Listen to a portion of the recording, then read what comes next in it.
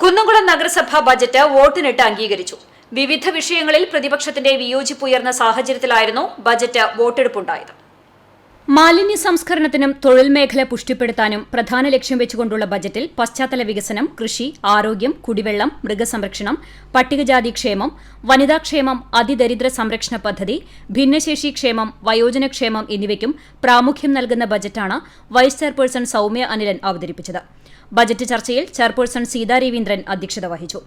നഗരസഭയിൽ നാളിതുവരെ നടപ്പാക്കിയിട്ടുള്ള പ്രധാന പദ്ധതികളായ PMAY മുതൽ നല്ല വീട് നല്ല നഗരയുള്ളവ കേന്ദ്ര ഫണ്ട് മാത്രം ഉപയോഗിച്ച് നടപ്പിലാക്കിയിട്ടുള്ളതാണെന്നും സ്വന്തം ഫണ്ട് ഉപയോഗിച്ച് ചൂണ്ടിക്കാണിക്കാവുന്ന ഒരു വികസന പ്രവർത്തനവും നഗരസഭയിൽ ഇതുവരെ നടന്നിട്ടില്ലെന്നും BJP കൌൺസിലർമാർ പറഞ്ഞു. കഴിഞ്ഞ 3 വർഷവും തുടർച്ചയായി വന്നിട്ടുള്ള നിർദ്ദേശങ്ങൾ ഒന്നും തന്നെ പാലിക്കാൻ നഗരസഭാ ഭരണാധികാരികൾക്ക് കഴിഞ്ഞിട്ടില്ലെന്നും അതിൽ നിന്നെല്ലാം വ്യത്യസ്തമായി പുതിയ നിർദ്ദേശങ്ങളാണ് ബജറ്റിൽ അവതരിപ്പിച്ചതെന്ന് കോൺഗ്രസ് അംഗങ്ങൾ കുറ്റപ്പെടുത്തി. എന്നാൽ വൈസ് ചെയർപേഴ്സൺ സൌമ്യ അനിലൻ അവതരിപ്പിച്ച ബജറ്റ് സമഗ്ര മേഖലയിലും വികസനം ലക്ഷ്യമിട്ടുകൊണ്ടുള്ളതാണെന്ന് ഭരണസമിതി അംഗങ്ങൾ പറഞ്ഞു. പിന്നീട് ബജറ്റ് വോട്ടിനിട്ടാണ് അംഗീകരിച്ചത്.